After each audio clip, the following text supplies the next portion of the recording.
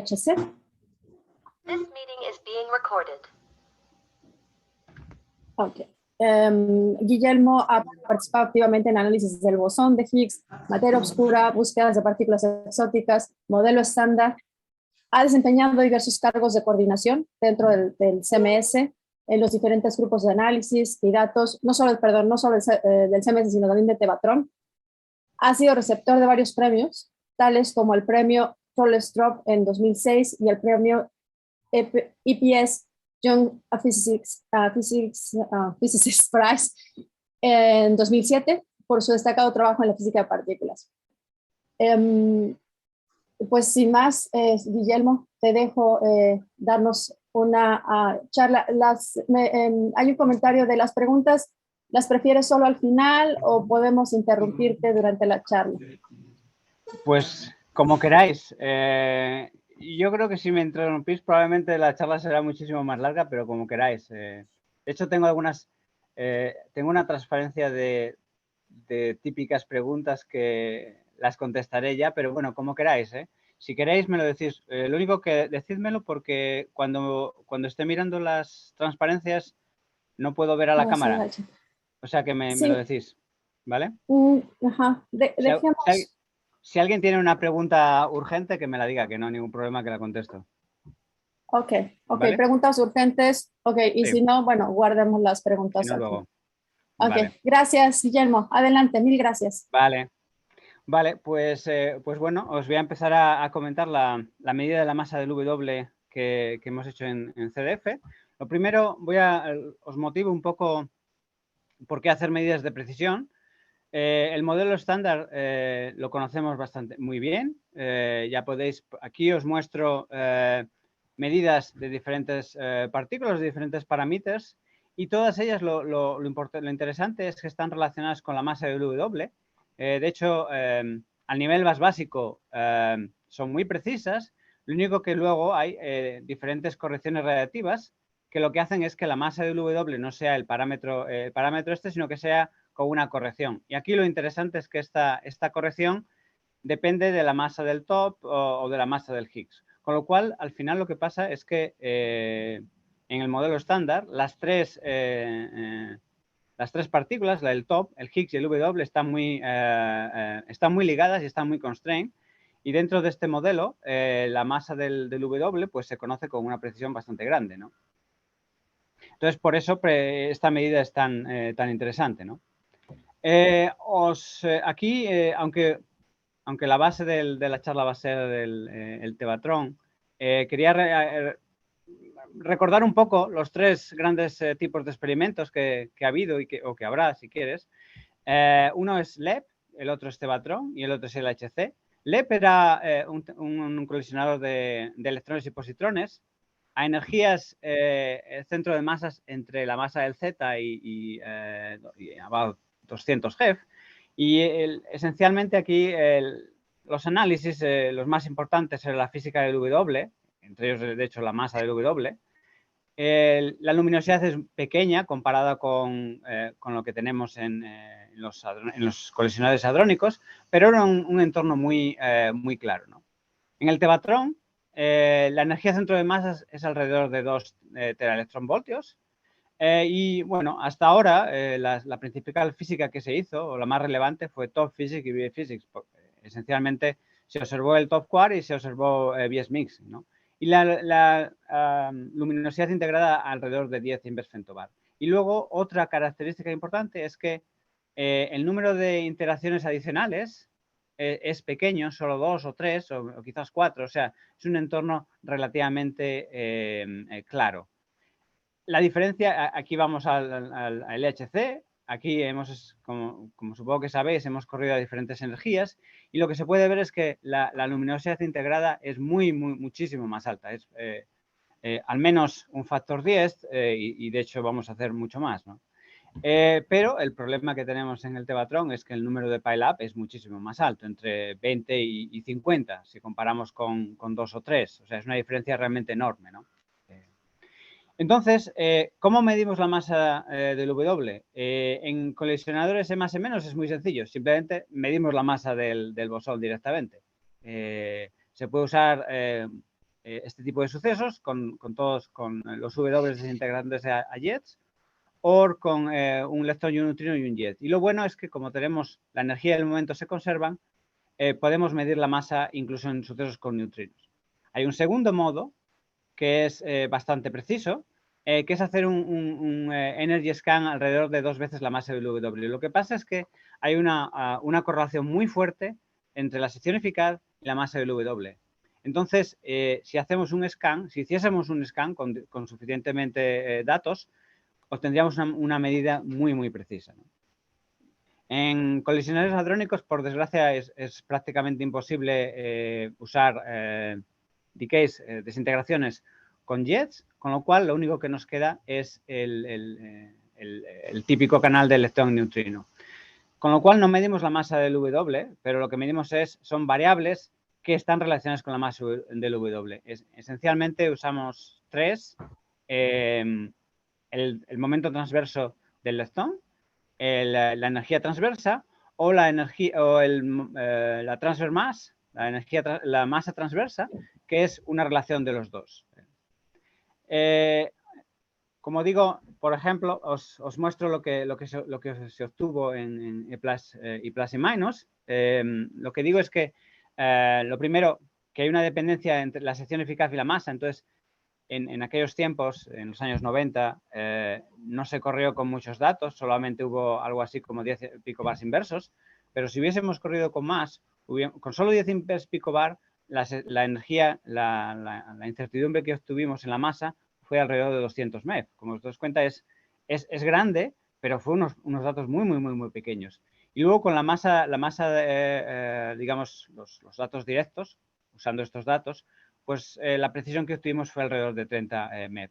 Y como digo, hablando de un futuro colisionador, está muy claro que un colisionador de E+E- a alta energía, digamos que la precisión sería la última. La última, con esto quiero decir que probablemente podríamos alcanzar precisiones de un megaelectronvoltio perfectamente. Entonces, para ver que esto realmente funciona, os voy a poner un ejemplo, que es la masa del tau. El tau se desintegra a partículas visibles y un neutrino, con lo cual no podemos medir la masa del tau directamente. Es decir, es un caso muy, muy similar al W, lo que pasa que la masa del tau es alrededor de 1,8 gigaelectronvoltios y esencialmente es lo mismo. Se puede hacer 2 tipos de análisis, o haciendo un scan. Esto es lo que la colaboración BES es un experimento que está en China, ha hecho. Si veis, es un scan de la sección eficaz en función de la energía centro de masas. En este caso tienen muchísimos datos y además se hicieron bastantes scans y la precisión es muy grande. Ya veis que es alrededor de 0.1 megaelectronvoltios. Se puede hacer lo mismo construir una masa, una pseudomasa, digamos una masa que es relacionada con la masa del tau, y que eso se pueda, que es el segundo método, y ya veis que también la precisión es parecida.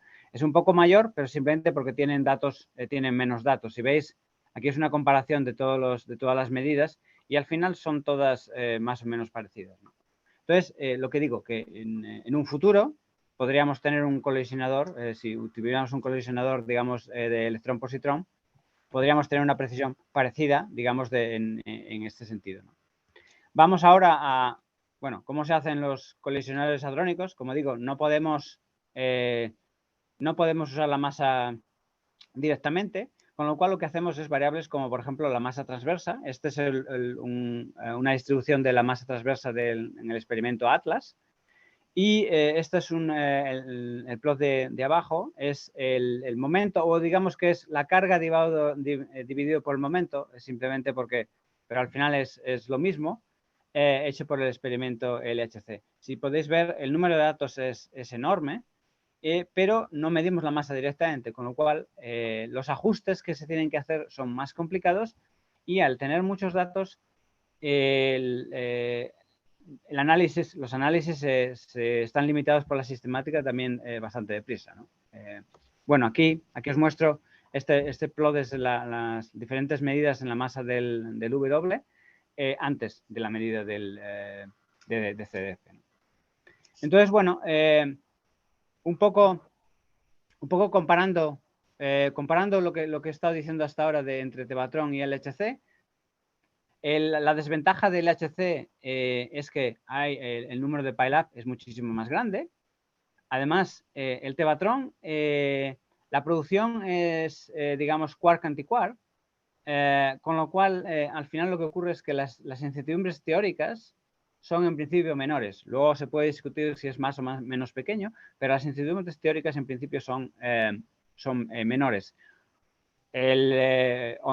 Por otro lado, la luminosidad integrada es más pequeño, porque el efecto de pile-up es más o menos lineal. Digamos que si necesitas una semana para conseguir un inverse femtobarr, con 10 veces más de pile-up necesitas 10 veces menos de tiempo. Entonces, una cosa, digamos, compensa con la otra, en cierto modo. Y hay otra parte, es que para la misma luminosidad integrada, el número de sucesos de W que seleccionamos en el LHC es más o menos 10 veces mayor. ¿Por qué? Primero, porque corremos a una energía de centro de masa más grande. Y segundo, porque, como voy a mostrar luego, la cobertura del experimento CDF, también el experimento de cero en el Tevatron, era más pequeña, con lo cual al final son más o menos 10 veces menos. Con lo cual, y lo que digo, los análisis de LHC son limitados por la sistemática. Una cosa lógica que cualquiera puede decir es que ¿por qué no corremos a bajo pile-up en LHC? Sí, eso sería una opción, digamos, válida, pero el problema es que, como digo, la luminosidad que obtendríamos sería más pequeña. Y recordad que LHC, bueno, digamos que el principal objetivo es buscar por procesos raros. Y procesos raros significa que necesitamos una luminosidad grande. Con lo cual, no podemos tomar todo el tiempo datos a baja luminosidad, con lo cual habrá que hacer digamos, algo en mitad. Una parte de tiempo, una pequeña parte a bajo pile-up y una alta a alto pile-up, ¿no? Bueno, ahora ya empiezo con... Perdón que te interrumpa, Guille. Parece que el doctor Gabriel López tiene una pregunta urgente. Sí. No sé si la quiere hacer. Sí, muy corta. Cuando te refieres a las incertidumbres hadrónicas en Tevatron, aparte de las funciones de distribución, ¿qué otras cosas son? Pues esencialmente hay tres partes teóricas. Una es la desintegración en sí. Eso es algo que voy a mostrar. Los voy a mostrar luego esencialmente, pero esencialmente hay tres. Es PDF uncertainties, la incertidumbre en la desintegración, y luego está el modelo del W. Digamos, el momento transverso del W. Esas, digamos, son las tres. Porque, como digo, el problema es que no medimos la masa del W. Lo que medimos es variables relacionadas, con lo cual necesitamos que la física del W sea bien entendida dentro de las incertidumbres para poder decir que con ese modelo obtenemos la masa del W. Luego voy a discutir las tres incertidumbres. Espero que quede más claro luego. ¿Vale? Vale. Bueno, luego, ahora lo que digo, la primera parte es cómo se toman sucesos en CDF, y aquí es una de las grandes diferencias con LHC, y es que los sucesos, esto es una muestra del experimento CDF, esto es las cámaras las cámaras de trazas, esto sería los píxeles, esto sería la cámara central de trazas, que es lo más importante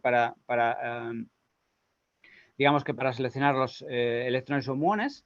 Luego están los calorímetros y aquí están las cámaras de muones. Lo que pasa que, como veis, si queremos tener un cubrimiento perfecto, solo podemos cubrir hasta eta 1. Eta 1 más o menos significa 45 grados. Esto es muy diferente con CDMS o con Atlas, donde el cubrimiento que tenemos es hasta eta 2,5. Si veis, solamente podéis ver así a ojo, ya veis que la diferencia es grande. Pero como lo que queremos no queremos tener datos que no sean suficientemente precisos, por eso lo que pedimos es que los sucesos se seleccionan solamente usando esta región, ¿no? Y como digo, de ese modo nos aseguramos que las cámaras de trazas, el calorímetro y las cámaras de muones están cubiertas perfectamente.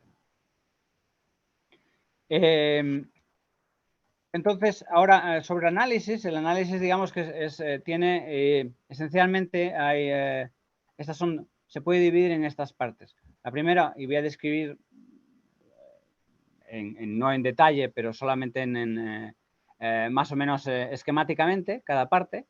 Primero vamos a tener que hablar de la selección, luego de la simulación. La tercera parte, que es muy importante, como digo, las incertidumbres teóricas.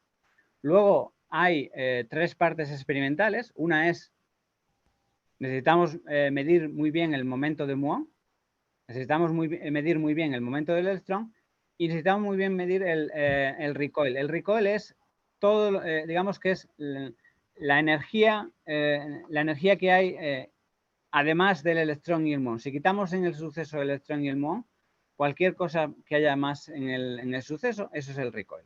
Esa es la definición. Y luego, finalmente, simplemente hay que sumar las incertidumbres sistemáticas y hacer el fit. El fit, que realmente es realmente muy sencillo, una vez que tienes todas estas partes, ¿no? Lo que digo es el análisis realmente, digamos que las mayores mejoras con respecto al análisis que fue dado anteriormente es todo sobre incertidumbres sistemáticas. Esto realmente es lo más importante. Esta es posiblemente la tabla más importante del paper que acabamos de publicar, aunque a veces no se destaca tanto, pero realmente es la parte más importante. Esto, digamos, son mejoras que se han hecho en el análisis. Muchas de ellas son experimentales, también las hay teóricas. Y ya veis, y aquí digamos que el impact, muchas de ellas son para hacer que las medidas sean más uniformes o que las medidas sean más precisas. Y bueno, y hay 2 casos en los cuales, más que nada, lo que hace, de hecho, es que varía el resultado en sí. Esencialmente, esto lo que hace es que más que una incertidumbre, es un sesgo que se descubrió, ¿no? Entonces, bueno, esencialmente lo que se ha hecho es mejorar todos estos puntos, aparte de hacer todo lo que se hizo antes. Y esto, digamos, que es lo que ha hecho que el análisis, digamos, que mejore, ¿no? Bueno, relacionado a la selección de los bosones W. Como ya digo, lo único que seleccionamos son sucesos con un electrón y energía faltante, o un muón y energía faltante. Por lo tanto, la selección es muy sencilla. Seleccionamos sucesos en los cuales hay un leptón energético de 18 GeV y de hecho esto asegura que esencialmente la eficiencia del trigger es 100%. ¿Y por qué? Es porque en realidad, aunque pedimos 18 GeV a nivel de trigger, pedimos 30 a nivel de selección offline. Y luego, para identificar los electrones o muones, son una identificación muy loose, con lo cual la eficiencia realmente es muy alta. La eficiencia es algo así como un 96-97%, ¿no? Y de todas maneras es bastante claro. Y luego hay tres selecciones que lo que hacen es esencialmente, no son en parte es para quitar background, pero en parte también es para reducir las sistemáticas. El momento del leptón y el momento transverso perdido tiene que estar entre 30 y 55. El 30 es más que nada para quitar fondo y el 55 es más que nada para reducir en una zona de espacio de fases que se conoce bien, y lo mismo para el momento transverso. Y finalmente el hadronic recoil, que ya ves, el hadronic recoil, lo que había dicho la definición, es simplemente la suma de la energía faltante aquí.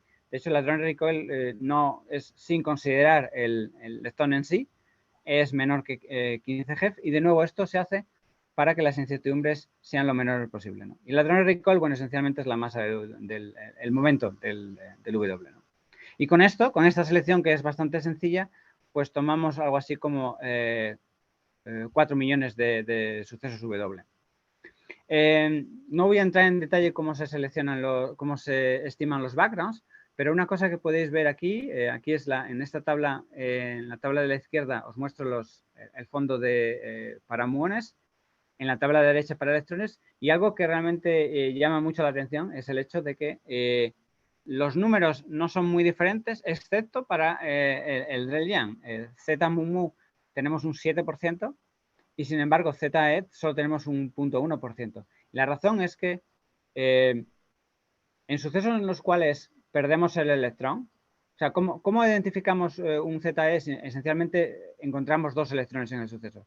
Si encontramos uno, entonces perdemos el suceso y puede acabar como un W. Pero el tema es que en el caso de los electrones, siempre la energía siempre se aparecerá en el calorímetro.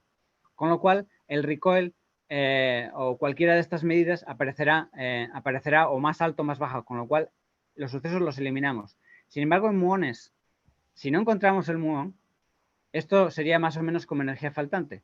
Y más o menos, al final, el estado final es un muón y energía faltante, con lo cual sería lo mismo que el W. Por eso, por la diferencia. Pero ya ves que en Taos, por ejemplo, es más o menos parecido, un 0.9%, y en los otros no es muy diferente. Y bueno, Cosmic Rays son esencialmente muones, pero ya ves que es un número muy pequeño de todas maneras. Luego, la siguiente parte es cómo se hace la simulación. La simulación aquí es algo un poco diferente a lo que se hace comúnmente en LHC. En lugar de hacer lo que llamamos full simulation, lo que se hizo es un custom simulation, en el sentido de que fue una simulación sencilla, pero a la vez detallada. Sencilla en el sentido de que es muy rápido de hacer, pero detallada en el sentido de que todos los parámetros vienen de datos, ¿no? ¿Y por qué se hace así? Bueno, porque lo que queremos es hacer, construir templates, y estos son dos templates con este tipo de Monte Carlo, pero con muchísimos sucesos. Y además con muchísimos diferentes puntos de masa. De hecho, lo que se hizo es producir varios miles de millones de sucesos por muestra, y para diferentes masas. De hecho, aquí hay 2. Me parece que, si no tengo mal entendido, se hicieron 5.000 tipos de muestras entre 80 y 81. Y esencialmente el ajuste es muy sencillo. Simplemente hacemos un ajuste de la distribución en datos, incluyendo el fondo, por supuesto, y usamos todos estos templates. Y el template que queda, digamos que es más acuerdo con los datos, este será nuestro resultado, ¿no? Como ya veis, es un modo sencillo de hacerlo, pero claro, evidentemente requiere mucha simulación, y por eso se decidió hacerlo así, porque es un modo al final que lo tenemos mucho más en control, si quieres. Y ¿cómo extraemos la masa? Es simplemente ajustando 6 distribuciones. Os decía que generalmente se toman 3, el momento del transverso del leptón, el momento transverso perdido o la momento transversa, pero también se hace, evidentemente, electrón y muón, y se hacen separados, con lo cual, al final, lo que se hizo es un análisis de 6 medidas diferentes, correlacionadas, en parte, pero diferentes. Ahora vamos entonces a cómo se hizo la simulación de la señal. Esto quizás es la parte más controvertida, porque para la señal se usó un simulador que se llama ResVos. ResVos es un simulador muy preciso que calcula secciones eficaces diferenciales y también diferenciales angulares, y calcula el boson PT de una manera lo más precisa posible. Aquí la parte que es controvertida, ya os lo digo, es el hecho de que usamos ResVos, porque es un generador relativamente antiguo, que creo que se empezó a hacer en el año 98. Ahora hay otros generadores, digamos que más nuevos. Lo que pasa es que sin embargo, funciona. Esa es la razón por la que se decidió, ¿no? Y lo que digo, se genera el W o el Z con ResVos, y luego se hace el interface con este Fast Monte Carlo, ¿no? Y luego, bueno, aquí el detalle es que hay un interface el estado final no es solamente el neutrino y el leptón, sino que también puede haber pequeños fotones, y esto también se generó con fotos, que es un generador para este tipo de desintegraciones. Y bueno, el tema es que encontramos un muy buen acuerdo entre datos y ResVos. O sea, es una de las cosas que hay que decir. Que podríamos haber usado nuevos generadores, quizás sí, pero por otra parte el acuerdo es excelente, ¿no? Evidentemente hay un truco entre comillas, truco, como voy a comentar, pero el acuerdo en sí es muy bueno. Relacionado con las incertidumbres que estaba comentando antes, la primera es una incertidumbre que es puramente, digamos, teórica y son QE calculations. Como digo, usamos fotos para los fotones que se producen en el estado final. Entonces, ¿cómo hacemos la incertidumbre? Pues esencialmente comparamos entre fotos y Horace. Horace es un generador completamente diferente y digamos que la comparación entre ellos y con diferentes estudios, digamos, teóricos, alcanzamos una incertidumbre sistemática relacionada con la QED radiation de alrededor de 2,7 MEF. Esta es una incertidumbre que es, digamos, la misma para todo el análisis. Da igual que usemos electrones que muones, que usamos lepton PT o Meson transverso, el 2,7, digamos, es constante, por así decirlo. Esta, digamos, es la primera incertidumbre teórica. La segunda es relacionada con el boson PT. Y aquí esto es lo que os decía del truco, entre comillas. Y el truco es que ResBos, a pesar de que es un generador, digamos, antiguo, permite ajustar parámetros teóricos directamente en datos. Es decir, no usamos ResBos así como tal y como viene, sino que podemos ajustar parámetros de ResBos usando datos. Y esto es, digamos, esto es lo que se ha hecho. Lo primero que se hizo fue ajustar los parámetros de ResBos. No voy a entrar en detalles, en el paper está, pero esencialmente permite ajustar los parámetros de ResBos usando el Dalepton PT de los sucesos de Z. Aquí os muestro la izquierda el momento transverso en dimuones y a la derecha en dielectrones. Y esto es los resultados después del fit. Ya ves que la probabilidad es bastante grande, 95% y 11%, o sea que es bastante bueno. Y esencialmente, ya digo, con esto esencialmente no estamos usando ya ResBos, sino es ResBos ajustado a los datos, ¿no? Y además, no solamente usamos el lepton PT, sino que como crosscheck usamos una variable que se llama phi-star, que phi-star es algo así como el lepton PT divided por el momento, para la masa, y el acuerdo fue bastante grande, ¿no? Entonces, bueno, con el ajuste de los parámetros y teniendo en cuenta las incertidumbres, con esto tenemos una incertidumbre de más o menos 1,8 MEF. Esto, entonces, aquí, si os dais cuenta, lo que hemos hecho es ajustar el ZPT, pero lo que estamos interesados es el PT del W. Entonces, ahí está el segundo paso. El segundo paso es que tenemos que considerar la incertidumbre en el ratio entre WPT y ZPT. Esto fue estimado con un programa que se llama DYQT. Esencialmente, esto calcula secciones eficaces diferenciales con alta precisión y con esto podemos calcular incertidumbres siguiendo las típicas recetas teóricas. Pero no fuimos solo así, sino que una vez que teníamos estas incertidumbres, podíamos mirar directamente los datos. Podemos mirar directamente el PT del W en los datos y comparar con lo que tenemos en ResBos. Y en parte esto es lo que os muestro aquí en los plots de abajo, en la izquierda para W mu y la derecha para electrón y neutrino. Esto es el recoil. Ya digo que el recoil esencialmente es el momento transverso del W, y ya ves que el acuerdo es bastante grande, pero a pesar de que el acuerdo sea bueno, hay que poner una incertidumbre siempre, digamos.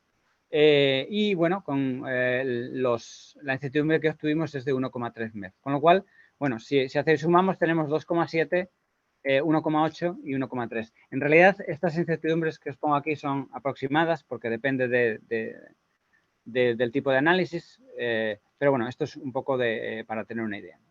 Y luego, la tercera incertidumbre que nos falta teórica es las PDFs. El problema es que lo que decía al principio de la charla, El problema es que en colisionadores hadrónicos no sabemos exactamente, no conocemos exactamente qué interacción hemos tenido, con lo cual, y aquí tenemos una cierta incertidumbre.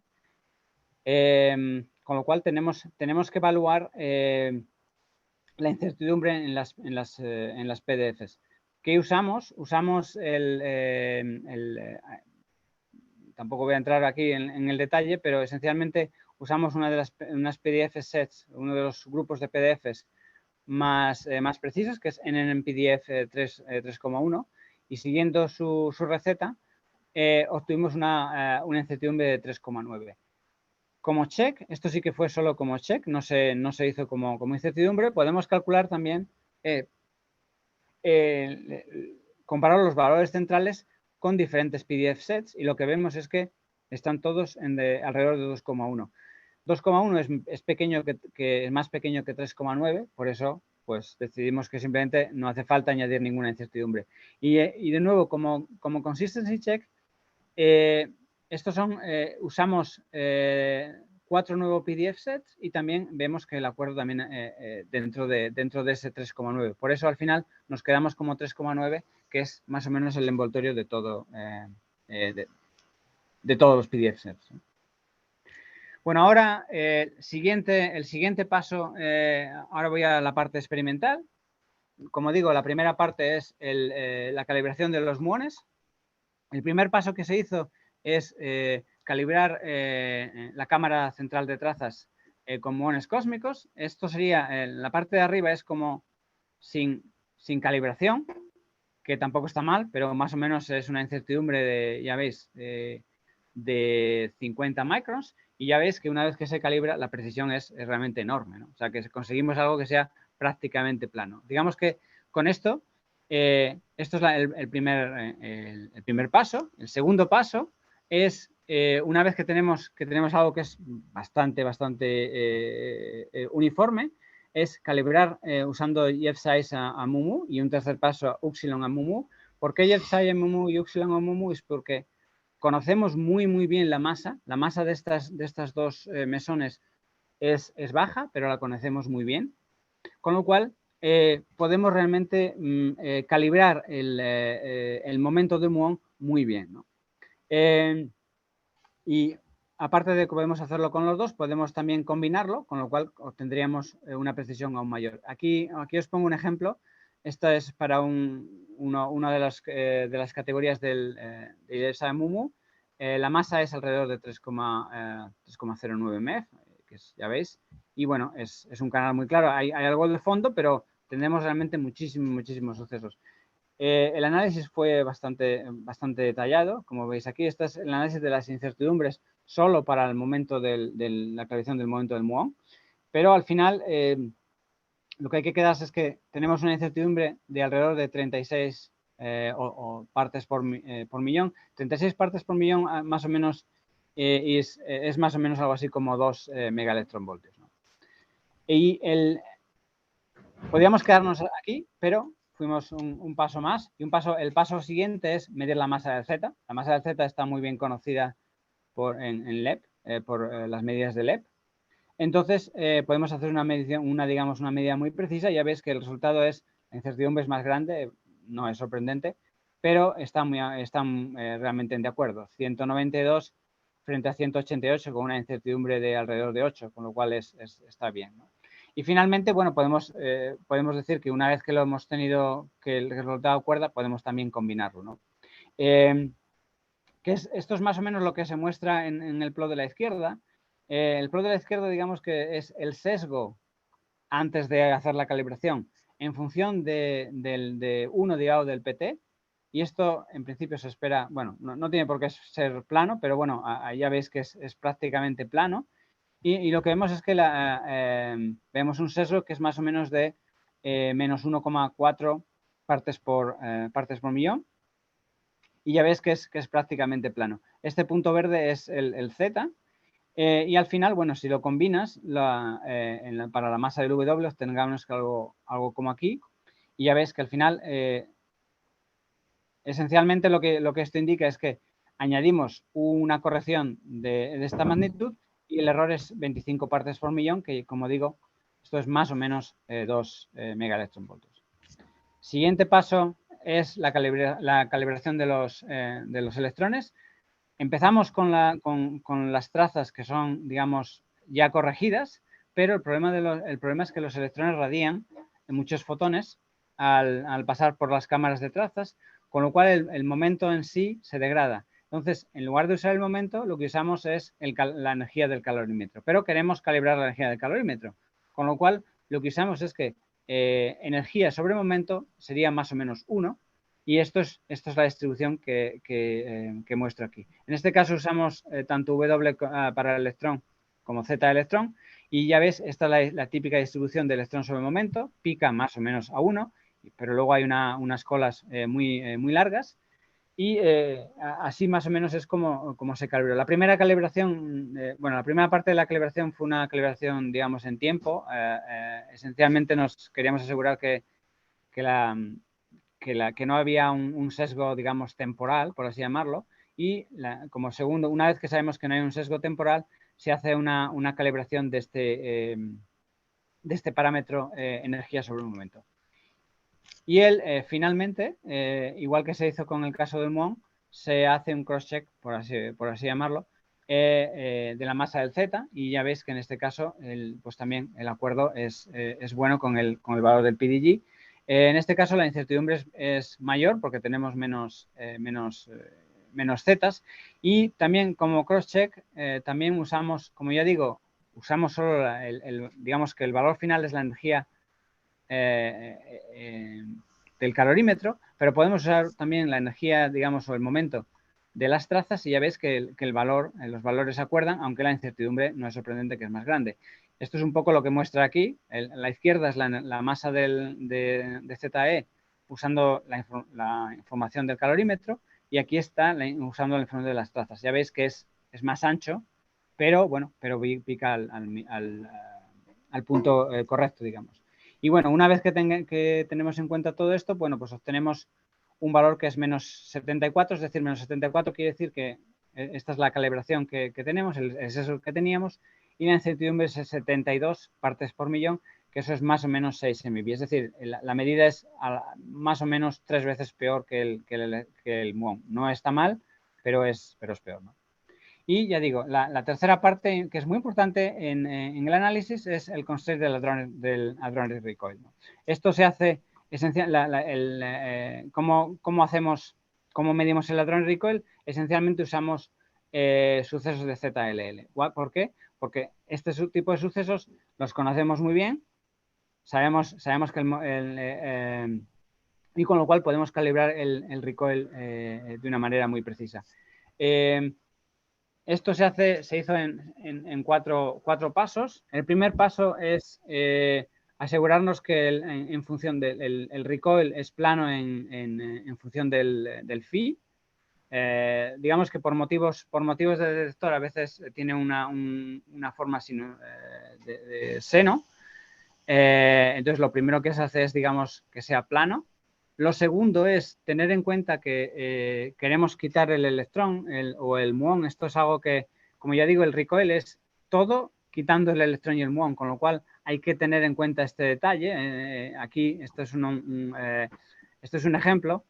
Tenemos aquí un electrón. La energía, esto es en megaelectronvoltios, es un electrón de alrededor de 40 gigaelectronvoltios. Y esto es la energía que da, que está más o menos separada en 7 torres, pero ya veis que hay energía en todas partes, con lo cual hay que tener, digamos que hay que tener en cuenta que queremos quitar eso para computar el resto, ¿no? Y luego, luego una vez que tenemos estos dos pasos hechos, la tercera y cuarta parte es esencialmente usar el momento transverso para calibrar la respuesta, y luego no voy a entrar en este detalle, pero esencialmente tenemos que tener en cuenta es que también los sucesos pueden tener jets y queremos calibrar esa parte también. Recordad que tenemos una simulación rápida y esto no lo tenemos en la simulación, con lo cual tenemos que tener en cuenta esto cuando hacemos este tipo de simulación rápida. Luego, finalmente, el recoil se puede validar de nuevo mirando el W. Podemos mirar la masa en lugar del el recoil, la parte paralela al muón. Digamos que esto es el recoil paralelo al muón, y ya ves que el acuerdo entre datos y la simulación es una vez que está calibrado es bastante bueno. Bueno, luego, entonces, aquí, una vez que tenemos todos los pasos, una vez que hemos hecho la parte experimental, la parte teórica, podemos hacer los fits, pero aunque es en todo en la charla os he estado dando los resultados, digamos, el resultado central, si queréis, en realidad las incertidumbres varían dependiendo del fit que hagamos. Electrones, muones, la masa transversa, el momento del electrón, el momento del neutrino. Como veis, aquí, bueno, aquí hay muchos detalles, pero ya ves que todas las incertidumbres de hecho cambian. La única, como decía al principio, las únicas que no cambian es las PDFs y el QED Radiation. Estas dos son idénticas para todos los casos. Las otras todas como veis, cambian, ¿no? Una cosa interesante es que el momento transverso es muchísimo más relevante que en el LHC. Esto es porque el recoil funciona mucho mejor. A pesar de que los electrones, los detectores en el LHC son mejores, pero el problema es que la incertidumbre que tenemos a nivel teórico, o digamos, bueno, no teórico, digamos experimental, del recoil es muchísimo más grande en el LHC, por eso es más, digamos que es más complicado, ¿no? Y luego, ya un detalle es que no usamos solamente uno de los fits, por ejemplo sino que los combinamos todos, y para ello usamos este método que se llama BLUE, que esencialmente permite combinar diferentes medidas. Bueno, aquí, antes de mirar el resultado, os comparo las incertidumbres, las antiguas con las nuevas. La antigua es el primer resultado que hubo en CDF RAN2, con las nuevas. Y ya ves que prácticamente en todos los casos se ha reducido. El momento resolution, el recoil, el electron efficiency, prácticamente todas las hemos reducido. En particular, las incertidumbres teóricas se han reducido. La única que no se ha reducido y tiene en cierto modo sentido son los fondos. Los fondos son prácticamente idénticos, ya que el cubrimiento que tenemos del detector es el mismo. Pues la incertidumbre de los fondos prácticamente no ha cambiado, pero todo lo demás ya veis que se ha reducido. Por eso hemos ido, al final la incertidumbre es de 9,4 megaelectronvoltios, pero no solo el estadístico se ha reducido, sino que todos los sistemáticos, ¿no? Y como ya digo, pues esto es gracias a todas las mejoras que se ha hecho, y como decía al principio del análisis de CDF, es que una cosa es que si queremos comparar el resultado, de hecho, hay que añadir 13,5 megaelectronvoltios al resultado anterior, porque ese es un sesgo que no sabíamos y que digamos que lo descubrimos ahora, ¿no? También podemos comparar esto con otros experimentos. En particular, bueno, me fijo en Atlas más que nada porque es el análisis de la masa de W más completo. Y la verdad es que aquí una cosa interesante es que el número de datos es similar.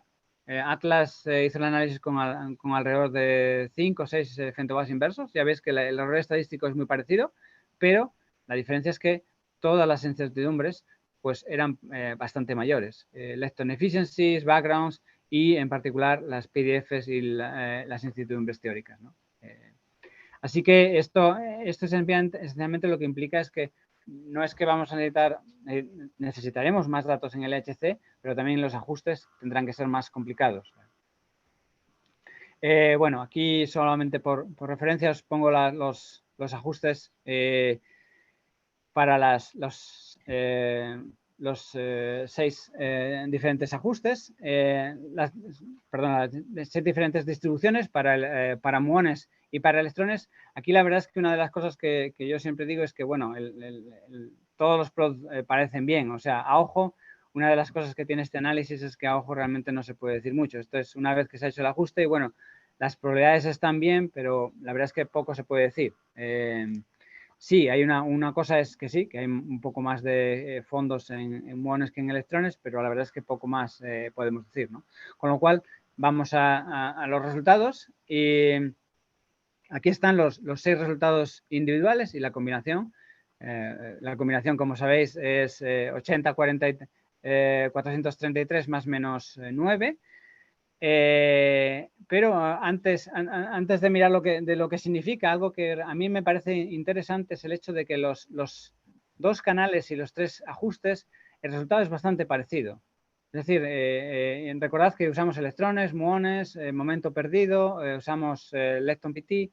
O sea, es interesante que el resultado realmente es parecido. O sea, esto muestra que a nivel experimental al menos el resultado es bastante robusto porque el resultado realmente es muy parecido, ¿no?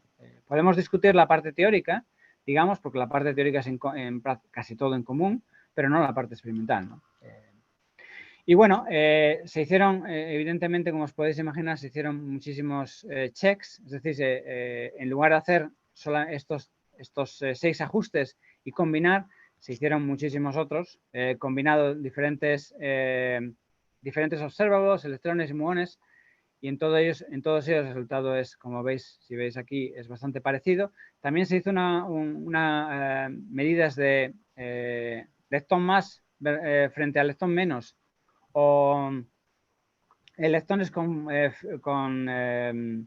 phi positiva o negativa, o también dependiendo del RAM, digamos que más antiguo o más nuevo. Y en todos los casos, pues los resultados son consistentes con 0. Es decir, que todo lo que obtenemos es lo mismo.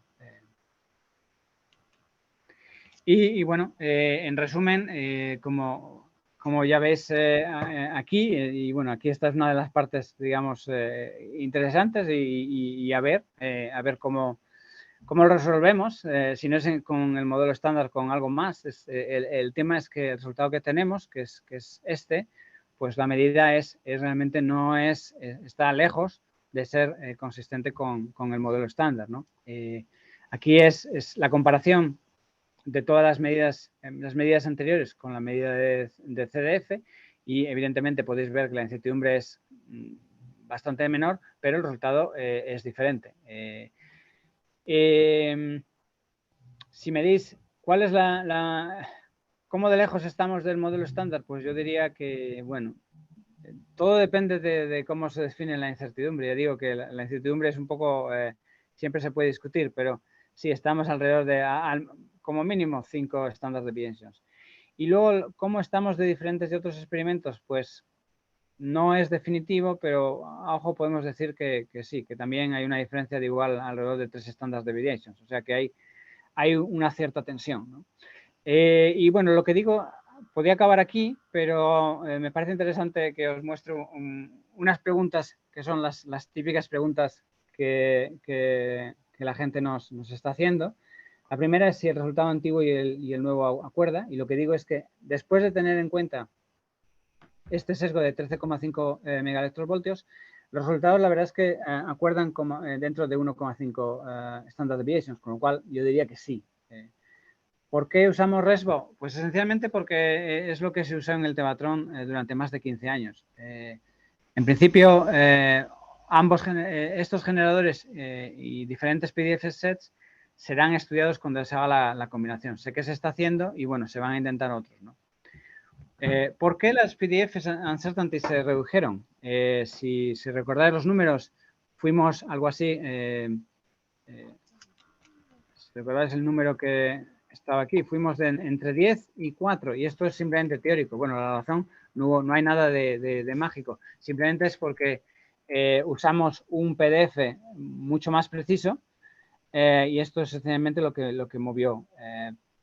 Si el resultado fue unblinded o blinded, en el sentido de que si cambiamos algo en el resultado una vez que se miramos los datos, no. El resultado fue, digamos que la revisión fue hecha blinded, es decir, no sabíamos qué resultado teníamos, y una vez que estábamos todos contentos con el análisis, lo miramos, ¿no?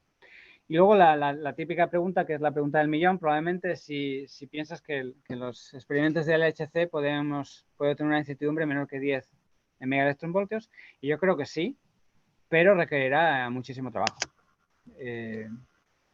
Y luego, bueno, implicaciones para LHC. Bueno, lo primero decir que la combinación está en progreso, es decir, habrá que ver a ver lo que se obtiene. es muy evidente ahora mismo. Medidas de la masa W eran muy importantes, pero ahora son aún más importantes, con lo cual yo espero que los experimentos pongan prioridad y de hecho no solo los experimentos, sino individuos. La gente se tiene que dar cuenta de que esto es un análisis complicado, pero yo creo que es bueno invertir en ello. Otra cosa que no mucha gente se ha dado cuenta, pero CMS acaba de sacar hace un par de meses el resultado más preciso en la masa del top y por desgracia o por gracia, si quieres, la medida va en el wrong way porque la masa del top que obtienen es por debajo de lo que se obtenía antes, mientras que la masa del W es por encima. Y esto es lo que nos espera. Digamos que una masa del W grande, lo que se espera es que la masa del top sea grande. Por eso digo que esto lo que hará, digamos que hará es añadir tensión. Algo que seguro que habéis visto es que hay muchísimas explicaciones de nueva física. En las páginas de backup os he puesto un montón de papers que he encontrado, pero seguro que hay más. Habrá que ver, o sea, evidentemente lo primero es, bueno, obtener más medidas de la masa W, pero hay otras medidas que se pueden mirar, digamos, que para ver si hay consistencia con esta anomalía, digamos.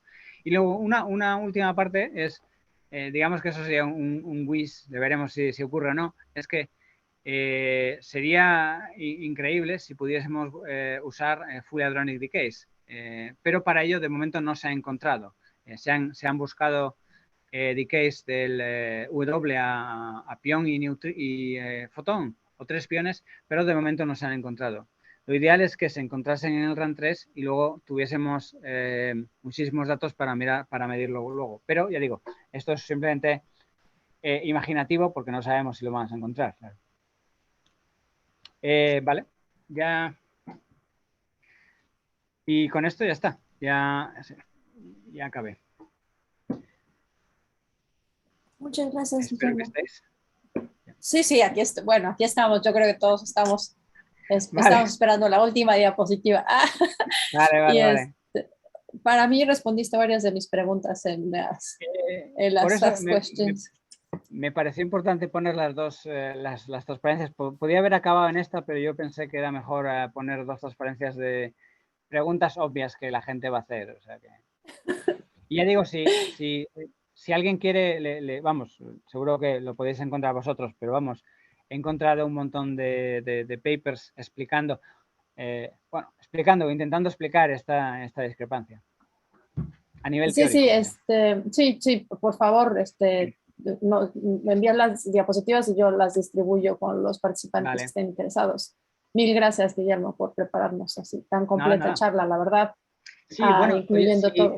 Si queréis, vamos, aparte del paper, que seguro que os vale, los que estéis interesados, creo que hay como 35 páginas de backup. En caso de que alguno me quiera entrar en detalles de casi cualquier tema. Gracias. Sí, es lo que veo. Hay bastante backup. Entonces, sí. El doctor Lorenzo tiene una pregunta. Sí. Hola, buenos días, tardes, noches. Muchas gracias por tan interesante plática. Creo que es la primera vez que veo una plática de un experimental en que pongo atención a todos los acetatos. Me parece bien. Mi pregunta es, el valor central de la medición actual y la de la anterior están muy cercanas, ¿verdad? Bueno, lo que digo, el valor, digamos que la diferencia es de más o menos 1,5 desviaciones estándar. ¿Vale? Entonces, más o menos sí. El valor anterior, o sea, si el valor, ¿dónde tengo el valor en alguna parte? Si el valor que obtenemos ahora es 80,433, el valor anterior era 80,401, ¿vale? Pero con una incertidumbre de más o menos 14, 15, con lo cual ya digo, es 1,5 desviaciones estándar, que más o menos puedes decir que es compatible. Vaya. Okay. Bien.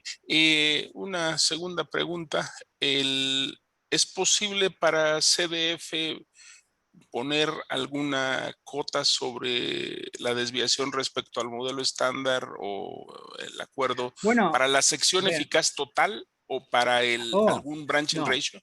Vale, la sección eficaz total y el branching ratio se ha medido y era consistente con... era consistente, o sea que lo que pasa que, a ver,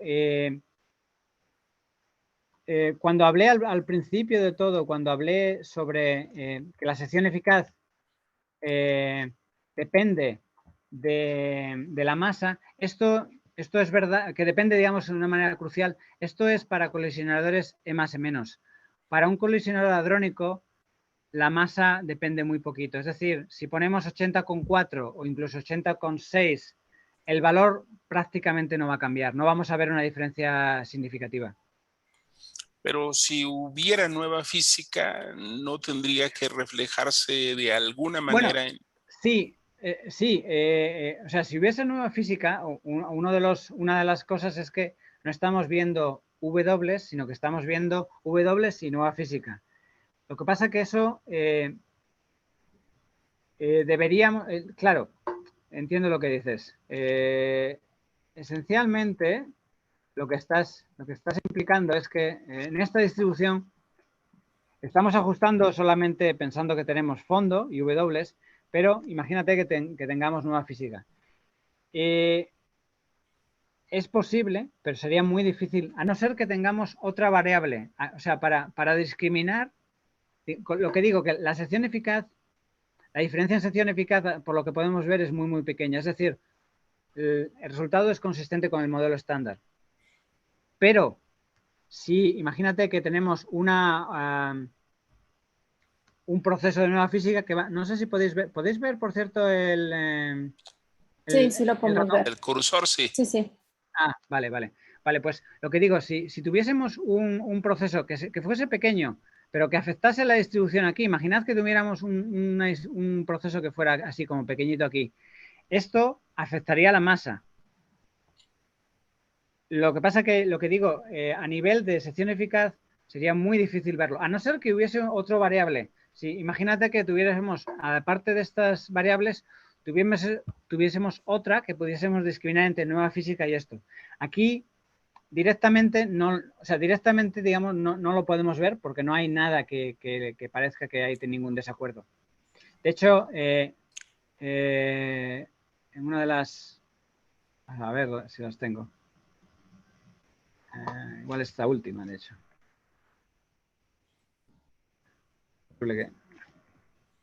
Sí, bueno, aquí esto es otra manera de ver los plots. Este es el mismo plot para la masa transversal, los mismos que os he mostrado, y esto es no sé cómo se dice en español, los pools. Digamos que esto es datos menos simulación dividido por la incertidumbre, ¿vale? Y ya veis que está todo alrededor de 0. Bueno, esto sería, si esto es Chi-square, esto quiere decir, esto es datos menos predicción dividido por la incertidumbre, y ya ves que está alrededor de 0, con lo cual no vemos nada. Lo que digo es que si tuviésemos una nueva partícula, imaginaos que estuviera aquí, se vería alguna distribución aquí, pero no se ve, con lo cual lo que quiere decir es que si fuese, es una cosa muy pequeña que no lo podemos observar directamente. Con esta distribución, claro, lo que digo, mirando esta distribución, si un modelo predice que deberíamos mirar a otra distribución, eso no lo sabemos, claro. Ok, muchas gracias. Gracias, doctor Maroto, por las preguntas. No sé si alguien más tiene alguna pregunta. Gracias, Guillermo, por responder. Sí, el doctor Gabriel. Sí, muchas gracias, Guillermo. También me pareció muy clara toda la presentación. Yo tengo un par de preguntas. La primera es, D0 tiene un resultado también bastante preciso. Y bueno, el nuevo resultado de ustedes discrepa con la predicción que mencionaste del modelo estándar, Sí. pero también discrepa con los otros resultados más precisos de Atlas y No, de bueno, es que D0. ¿Cómo se puede ahí, o qué esfuerzos hay para eh, entender? a ver, aquí una cosa es que el resultado de D0, ¿La podría ampliar? si veis aquí, el resultado de D0 no es bastante menos preciso. Si ya veis, el resultado es, de hecho es, si veis aquí, espero que lo veáis, Sí, sí, sí. es la incertidumbre que tienen es mayor que el resultado que teníamos en CDF, a pesar de usar todos los datos. Con lo cual, de hecho, bueno, si comparásemos, es que no sé si el nuevo plot incluye o no. Pero a ver. No, sí, espera, mira, sí, el nuevo plot, este plot, por cierto, este plot no es el que usamos en el paper, pero es un plot que ha hecho la colaboración LHCb y bueno, yo creo que es el mejor porque por desgracia no la incluimos, aunque sea menos precisa. Pero bueno, aquí veis que este es el resultado de D0 y el resultado de CDF, y ya veis que de hecho el resultado tiende también a ir a valores altos, digamos, pero la incertidumbre es grande, con lo cual los dos estarían en desacuerdo en menos de 2 standard deviations, con lo cual no están realmente en un desacuerdo muy grande. Y la razón, si preguntas por qué la incertidumbre en D0 es mayor, la razón principal es porque usaron solo electrones. Muones no eran muy precisos en D0, por eso usaron solo electrones. Si no, la incertidumbre, si hubiesen podido usar muones, probablemente hubiese sido no muy diferente a CDF. Pero entiendo que si se hace un promedio de los resultados, el promedio no cubre los dos, ¿no? Sí, entiendo lo que dices. Si hacemos un promedio de las 5 medidas, efectivamente, yo creo que el promedio no va a cubrir la incertidumbre. La incertidumbre más o menos, si hacemos una incertidumbre, digamos, sin cambiar nada, va a ser alrededor de 9 MEF. Y estoy de acuerdo, no va a cubrir. O sea, el valor medio no va a estar, no sabría dónde está, pero bueno, si el valor medio está aquí, no creo que vaya a cubrir. Es cierto que a ver, el resultado va a estar sesgado muchísimo hacia el lado de CDF, con lo cual el desacuerdo no será tan grande. Pero sí, al menos la verdad es que es difícil saberlo, ¿eh? Pero yo espero que al menos, que sí, puesto que será más o menos en medio, pues sí, habrá un desacuerdo. O habrá un desacuerdo o todos los resultados con respecto al medio o del medio con respecto al CDF, uno de los dos. No, yo estoy de acuerdo, está claro que esto es una de las cosas, que el resultado no es totalmente consistente. Es posible, a lo mejor al final, la verdad, si la sabemos, la verdad, como digo yo, yo para mí el resultado final sería con un colisionador de más o menos a alta luminosidad. Y a lo mejor es que los resultados están aquí, en la mitad. No lo sabemos. Pero y digamos que para ver la recombinación yo habría que esperar a ver lo que obtiene el grupo de la combinación, que está en ello, o sea que habrá que ver. Porque, de hecho, yo no descarto que el resultado pueda cambiar, porque una de las cosas importantes de esto es que yo creo que la combinación se tiene que hacer de una manera consistente. Consistente quiere decir que usamos el mismo generador. Ahora hemos usado diferentes generadores, con lo cual esto hace que las cosas sean muy complicadas. En LEP da igual, porque en LEP usamos la masa, medimos la masa del W directamente, con lo cual nos podemos olvidar de ello. Pero en estos, en particular Atlas y LHCb y el Tevatron usan diferentes generadores, con lo cual hay que ver diferentes generadores y diferentes PDFs. Estas dos, digamos que hay que armonizarlos si queremos hacer una combinación propia. Yo espero que lo saquen pronto. Yo no estoy en ello, pero vamos, sé lo que se están discutiendo y lo sé por la parte de CMS y por la parte de CDF y yo espero que lo saquen pronto. Gracias, Guillermo. ¿Tiene alguna otra pregunta, doctor Gabriel? No, gracias. No. Okay. Marco, ¿tienes otra pregunta? ¿Tienes una pregunta? Sí, muchas gracias. Bueno, primero que nada, muchas gracias, doctor Guillermo. He aprendido y aclarado distintos puntos a través de su charla. Por otro lado, una vez que se ha publicado estos resultados, he visto muchísimos preprints analizando distintos fenómenos que se ven afectados por esta nueva medición. Mi pregunta es si realmente se tiene ya bien identificada alguna observable física que sea sensible a esta nueva medición. No, yo creo que lo más genérico, evidentemente hay modelos concretos, pero lo más genérico que uno podría esperar es modelos de, a ver cómo lo digo en español, EFT. Isabel, igual me tienes que ayudar. ¿Cómo se dice EFT en español? EFT. No sé, Lorenzo sabe más que... Sabe Teorías más en efectivas, simplemente. Teorías vale, efectivas. Pues teorías efectivas, vale, pues lo más genérico que uno se puede hacer es teorías efectivas en los cuales medimos los acoplamientos, y esto lo que está indicando es que los acoplamientos, si 0 es el modelo estándar, estamos viendo algunos acoplamientos que no son 0. Esto es, evidentemente, ¿qué quiere decir? Esto querrá decir que hay un modelo diferente de algo de nuevas físicas. Probablemente sí.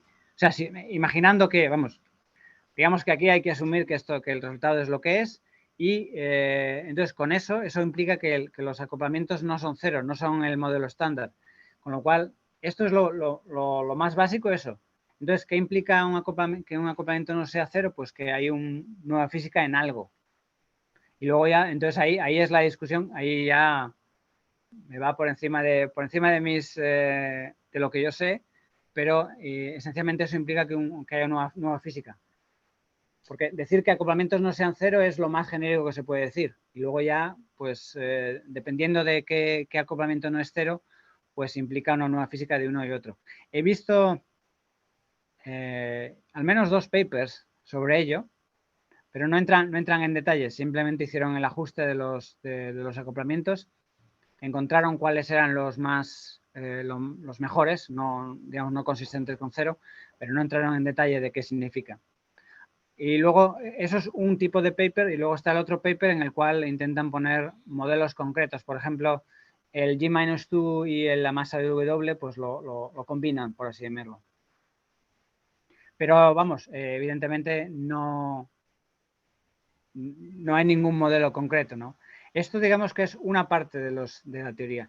Luego, lo que está, una gran parte de la comunidad teórica es debatiendo si lo que usó CDF, es lo correcto.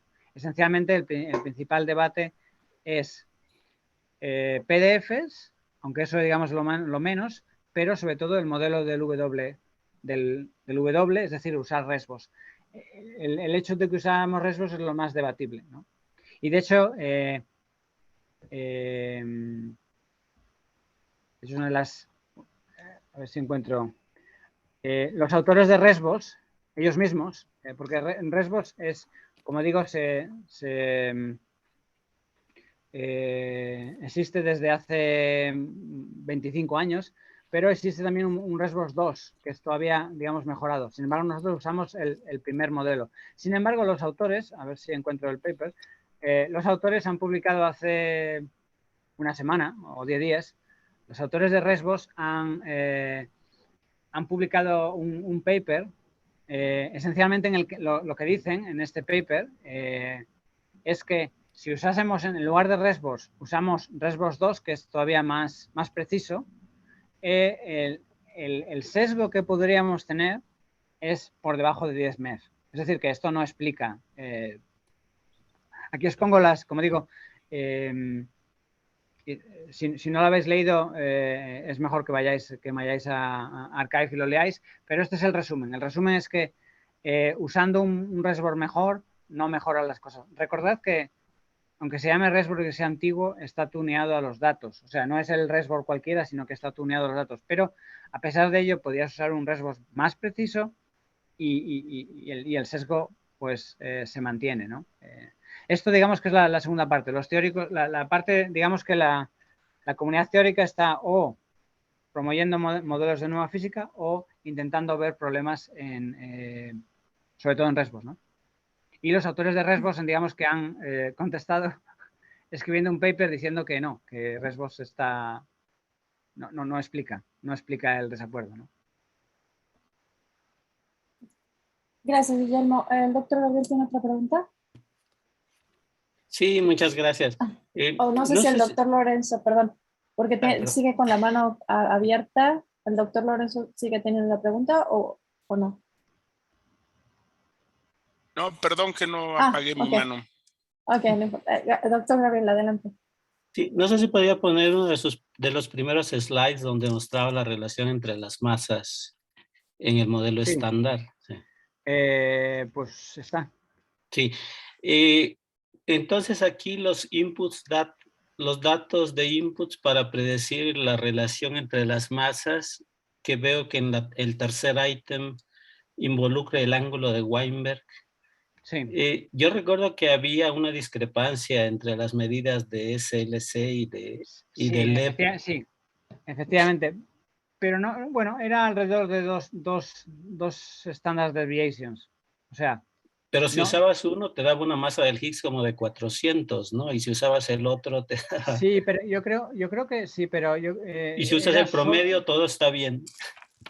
Sí, hombre, yo creo que no era tanto como eso, pero sí que me acuerdo que había una discrepancia. De hecho, el plot que también le tengo, este es el plot más actualizado, pero antes de incluir el resultado del Tevatron. Este es el GFITER, es el grupo que se encarga de hacer lo que os he mostrado en la primera transparencia, pero realmente, digamos, al modelo real, digamos, haciendo los ajustes con todos los cálculos. Y estos son los resultados que obtenían, pero sin tener en cuenta la nueva medida, ¿no? Esto sería la masa del W en función de la masa del top, pero también, como veis, hay una dependencia, como digo, en la masa del W, del Higgs, ¿no? Ya veis que hay aquí... y bueno, aquí lo que veis es que lo que decía al principio, que esencialmente una masa del top más alta, lo más normal, lo más preciso o lo más que se espera en el módulo estándar es que sea más alta. Digamos que ahora lo que tenemos es una masa del top que es un poco más baja, que es más o menos aquí, y una masa del W que es más alta, que es aquí. Con lo cual, más o menos estamos aquí. Ya veis, espero que veáis el cursor, pero ya veis que estamos estamos más alejados de lo que teníamos antes, ¿no? Antes teníamos aquí y estamos aquí. Digamos, esto era el resultado que teníamos antes, esto era el modelo estándar, sin la masa de W, la masa del top, porque si no... Y esto es lo que tenemos ahora. Como ves, digamos que nos hemos ido más lejos en esta dirección. Y bueno, digo teniendo en cuenta también la masa del top. Si no iríamos en esta dirección, claro. Pero sí, el ángulo de Weinberg, efectivamente, hubo un desacuerdo. Lo que pasa que, bueno, al final la incertidumbre del experimento más o menos en SLD, yo creo que era el más impreciso de todos, ¿no? Y por cierto que efectivamente no lo he mencionado, pero sí que eso es otro tema que se está trabajando en el HC, hacer medidas todavía más precisas del ángulo de Weinberg. Se hizo en el RAN 1, pero los análisis del RAN 2 están todavía en ello.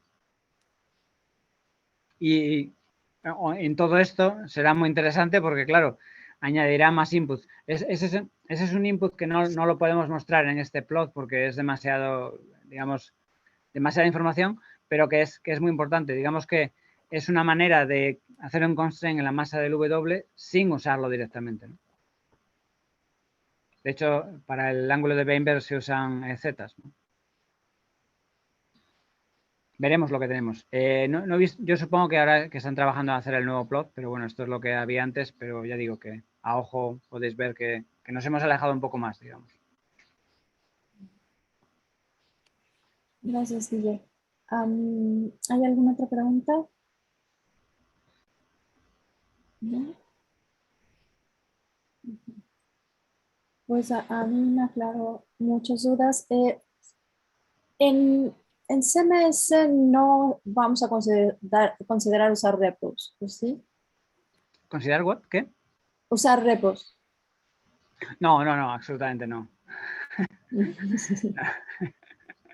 No, a ver, eso es una de las cosas, como tú sabes, el hecho de que yo soy el coordinador del grupo de modelo estándar en CMS y aparte en CDF hizo las cosas muy complicadas en el sentido de que hay diferentes argumentos y CMS, no, CMS lo que va a usar es un generador, es Minlo. Minlo es POGEP, el generador POGEP es un poco más preciso, digamos. Y lo que hemos hecho es no usar este generador Minlo, sino tunearlo usando el ZPT. Hicimos una medida de ZPT y hacemos un tuning y con ese tuning tenemos un nuevo generador, por así decirlo. Lo que pasa que no es como se hizo en el Tevatron. En el Tevatron realmente se hizo el análisis o los analizadores directamente hicieron el tuning de Resbos. Aquí no, aquí se hizo un tuning de Minlo y luego, bueno, con eso es lo que vamos a usar. Pero no, Resbos te puedo asegurar que no se va a usar. Gracias. El resultado de SMS, ¿hay alguna timeline? Si lo digo que ha grabado me matan. Bueno, Okay. me matáis todos. A ver, estamos en ello. Yeah.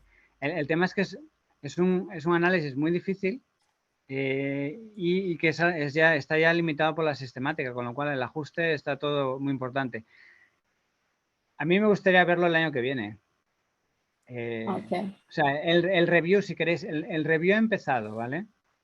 De hecho, yo estoy encargándome del review, con lo cual estoy en todas partes. Estoy encargándome de que el review comience, por así llamarlo. Pero bueno, que empiece el review no quiere decir nada. O sea, bueno, quiere decir que el análisis está progresando, pero no quiere decir nada en el sentido que el review del Tevatron empezó en el 2013, con lo cual, bueno, pues...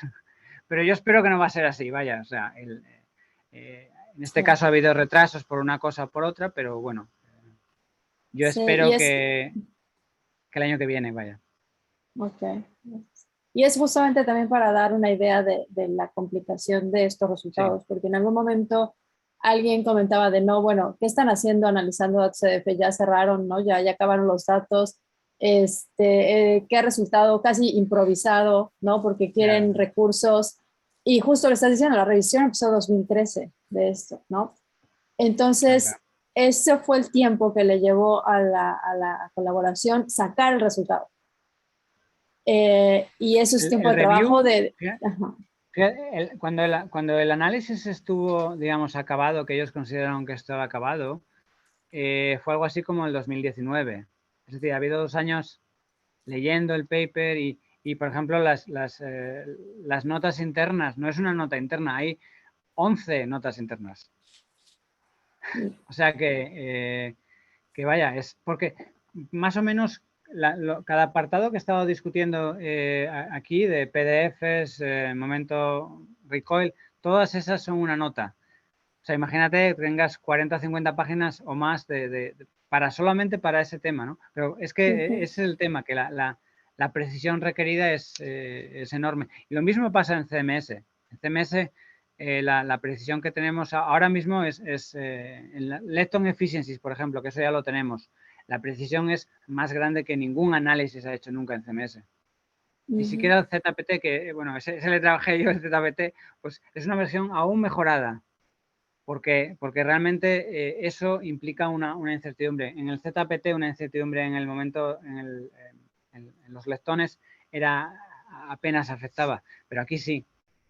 Esencialmente no quieres, a ti te gustaría que todas las instituciones fueran planas.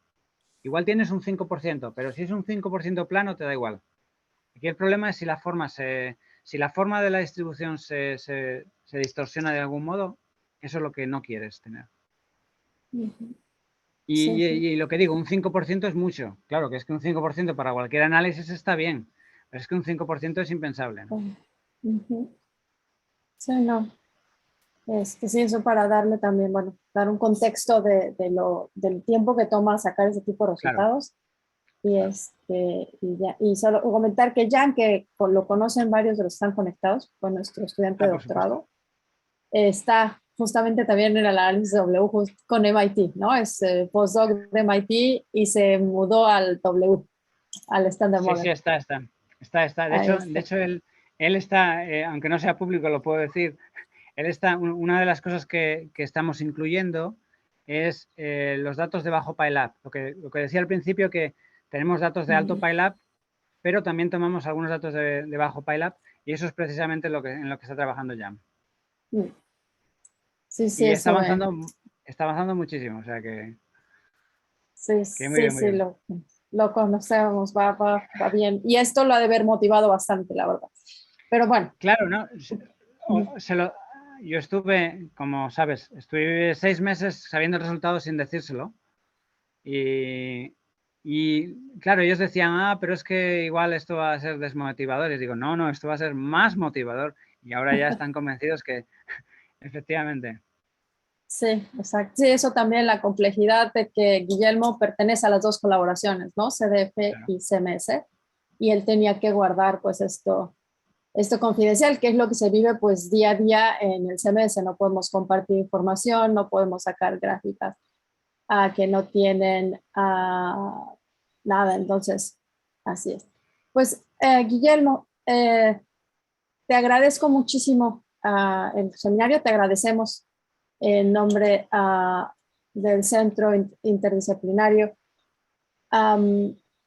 que nos ofreció esta charla. Y muchas pues, gracias a vosotros. Gracias por las preguntas, muy interesantes. Gracias, Guillermo. Pues nos despedimos. Vale. Que estés muy bien. Gracias a todos. Vale. Muchas gracias. Luego. Venga, adiós.